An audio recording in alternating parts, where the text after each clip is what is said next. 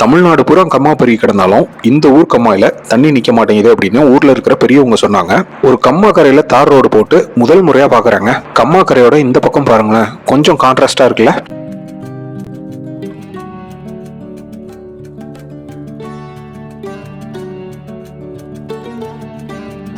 13 மற்றும் 14ஆம் நூற்றாண்டு காலகட்டத்தில் பாண்டிய நாட்டில் தண்ணீர் பஞ்சங்கள் ஏற்பட்ட சமயத்தில் அரசர்கள் சுந்தர பாண்டியரும் குலசேகர பாண்டியரும் நாட்டில் இருந்த பெரும் செல்வந்தர்கள், வணிகர்கள் மற்றும் நாட்டார் சபைகள் மூலமா வறண்டு போன கம்மாக்கரை ஓரங்கள்ல கிணறுகள் வெட்டியிருக்காங்க.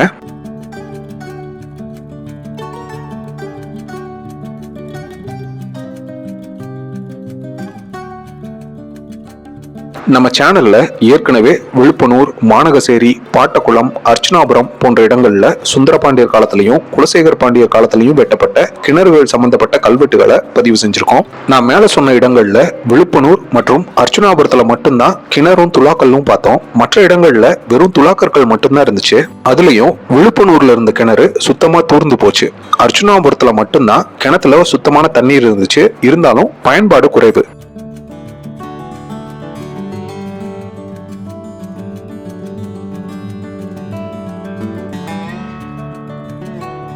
இந்த கிணறும் கம்மாக்கரையில தான் இருக்கு. ஆனா மற்ற இடங்கள் மாதிரி இல்லாம தொடர்ந்து பல நூற்றாண்டுகளா மக்களோட தாகத்தை தீர்த்துட்டு இருக்கு. இன்னைக்கு பம்ப் வச்சு நீர் எடுத்தாலும் 700 வருஷத்துக்கு முன்னாடி நம்ம பாண்டிய முன்னோர்கள் நீர் இறைக்கிறதுக்காக பயன்படுத்தின துலாக்கல்லும் தொட்டியும் இன்னமும் கிணத்து மேட்ல தான் கிடக்குது.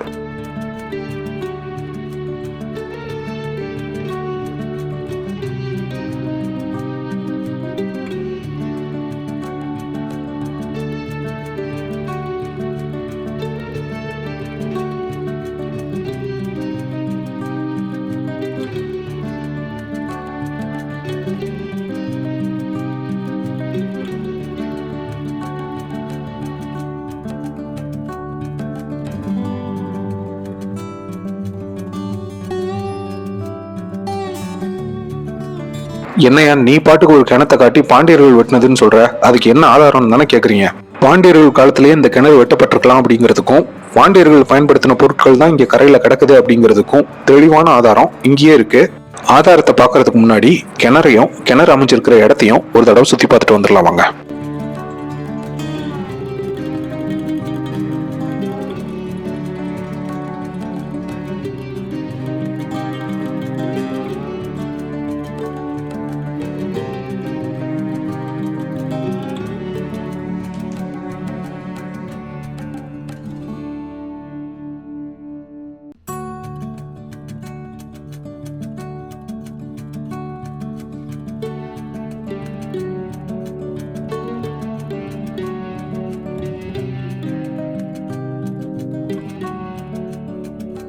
கல்வெட்டோட முதல் வரி ஸ்வஸ்தி ஸ்ரீ எம்மண்டலமும் கொண்டருளிய அப்படின்னு ஆரம்பிக்குது.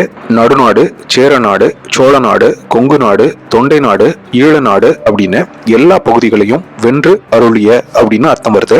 இந்த இடத்துல பாருங்க, ஸ்ரீ குலசேகர தேவர்க்கு யாண்டு அப்படின்னு தெரியும். எம்மண்டலமும் கொண்டருளிய அப்படிங்கிற பட்டத்தை சடையவர்மன் சுந்தர பாண்டியர் மற்றும் மாரவர்மன் குலசேகர பாண்டியர் 2 பேருமே பயன்படுத்தியிருக்காங்க. இந்த கல்வெட்டு முதலாம் மாரவர்மன் குலசேகர பாண்டியரோடது. தொடர்ந்து இந்த இடத்துல 32வது அப்படின்னு தமிழ் எண்கள் பயன்படுத்தி எழுதியிருக்காங்க. அடுத்ததா ஊர் பேரு இருஞ்சோ நாட்டு இருக்கைக்குடி அப்படின்னு இருக்கு. பாண்டிய நாட்டுல நிறைய உள்நாட்டு பிரிவுகள் இருந்துச்சுங்க. ஆன்மர் நாடு, கருநிலக்குடி நாடு, நெச்சுர நாடு, இருஞ்சோ நாடு அப்படின்னு பல நாட்டு பிரிவுகள் இருந்திருக்கு. தற்போது விருதுநகர் மாவட்டம் சாத்தூரை சுத்தி இருக்கிற பகுதிகள் அந்த காலத்துல இருஞ்சோ நாட்டு பிரிவுக்கு கீழே இருந்திருக்கு. ஊரோட பேரை குறிப்பிட்டதுக்கு அப்புறமா இந்த துலாக்கல்ல அமைச்சது இருஞ்சோ நாட்டு இருக்கைக்குடி வீரக்கண்டீர கோல தேவன் சோரனான வென்றிக்கொடி வீரக்கொல்லன் அப்படிங்கிற செய்தி பதிவாயிருக்கு. இதோ இந்த இடத்துல கடைசி வரி இருக்கு பாருங்க, வென்றிக்கொடி வீரக்கொல்லன் செய்து துலாக்கல் அப்படின்னு. இன்றைய இருக்கங்குடி பாண்டிய நாட்டில இருந்த சிறப்பான நீர் மேலாண்மைக்கு அற்புதமான ஒரு உதாரணங்க. 9ஆம் நூற்றாண்டுல இருப்பைக்குடி அப்படின்னு அழைக்கப்பட்டிருக்கு. அந்த காலகட்டத்துல இந்த பகுதியை ஆட்சி செஞ்ச குறுநில தலைவனான இருப்பைக்குடி கிழவன் ஒரு சிறந்த நீரியல் நிபுணரா இருந்திருக்கலாம் அப்படின்னு ஆய்வாளர்கள் பதிவு செஞ்சிருக்காங்க. 9ஆம் நூற்றாண்டுல இருப்பைக்குடி கிழவன் விதைச்சிட்டு போன நீரியல் அறிவு 4 நூற்றாண்டுகளுக்கு அப்புறமாவும் இந்த பகுதி மக்கள் கிட்ட தொடர்ந்து இருக்கு அப்படிங்கிறதுக்கு சான்றுதான் கிபி 1300 வெட்டப்பட்டு இன்னைக்கும் தண்ணி கொடுத்துட்டு இருக்கிற இந்த கிணறு. 9ஆம் நூற்றாண்டுல இருப்பைக்குடி அப்படின்னு அழைக்கப்பட்ட இந்த இடம் 13ஆம் நூற்றாண்டுல இருக்கைக்குடி அப்படின்னு மாறினதையும் இந்த கல்வெட்டு நமக்கு தெரியப்படுத்துது. இருங்க, இன்னும் வீடியோ முடியல. இந்த ஊர்ல இன்னொரு வரலாற்று தடயமும் இருக்கு, வாங்க அதையும் போய் பார்த்திடலாம்.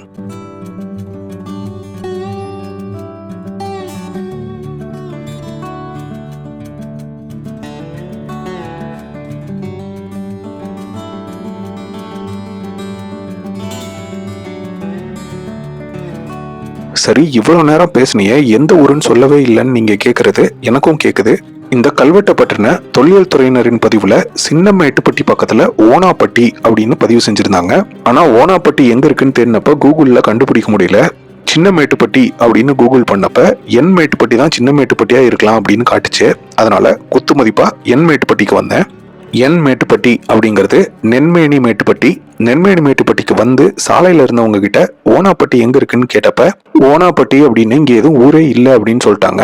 சரி, வழக்கம் போல ஊர் மாறி வந்துட்டோம் போல இருக்கு அப்படின்னு திரும்பினப்போ அங்க இருந்த சில பெரியவங்க இந்த கம்மாயோட பேரு ஓனாப்பட்டி கம்மான்னு சின்ன வயசுல சொல்லுவோம் அப்படின்னு சொன்னாங்க. சரின்னு அவங்க கிட்ட கல்வெட்டை பத்தி கேட்டேன்.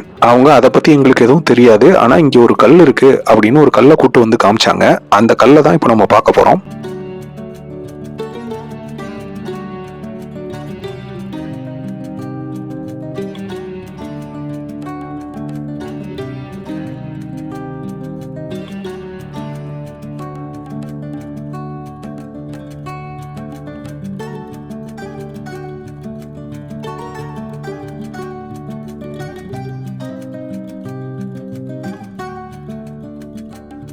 நம்ம வீடியோவோட ஆரம்பத்துல பார்த்த கிணத்து கல்வெட்டை பத்தி இந்த ஊர்க்காரங்க கிட்ட கேட்டப்ப இந்த ஊர்க்காரங்க எனக்கு காமிச்ச கல்லு இதுதாங்க. இந்த கல்லுல சக்கரம் மற்றும் சங்கு முத்திரை, அதுக்கு கீழே சில கோடுகள் போட்டிருக்கு. ஏதோ எழுத முயற்சி பண்ணிருப்பாங்கன்னு நினைக்கிறேன்.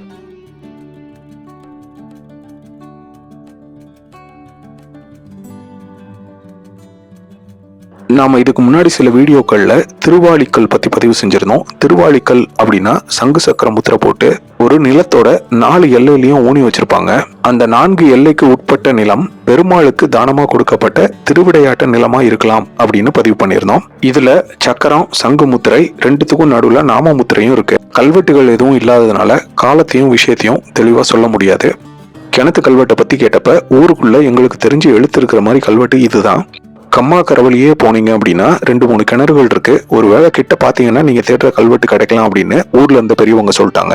அதுக்கப்புறமா கரவழியே கொஞ்சம் தூரம் போய் பார்த்தப்ப நம்ம முதல்ல பார்த்த கிணத்து கல்வெட்டு தெரிஞ்சது. கொஞ்சம் வருஷத்துக்கு முன்னாடி இருந்த ஓனாப்பட்டி இன்னைக்கு இங்க இல்ல. அப்படி இருக்கும்போது 700 வருஷத்துக்கு மேல நம்ம பார்த்த கல்வெட்டு தாக்கு பிடிச்சு நின்று இருக்கு அப்படின்னா ஒரு ஆச்சரியமான விஷயம் தான். இந்த வீடியோ உங்களுக்கு பிடிச்சிருந்தா ஒரு லைக் பண்ணுங்க. இது மாதிரி தொடர்ந்து வரலாற்று செய்திகளை தெரிஞ்சுக்கிறதுக்கு நம்மளோட சேனலை சப்ஸ்கிரைப் பண்ணிக்கோங்க.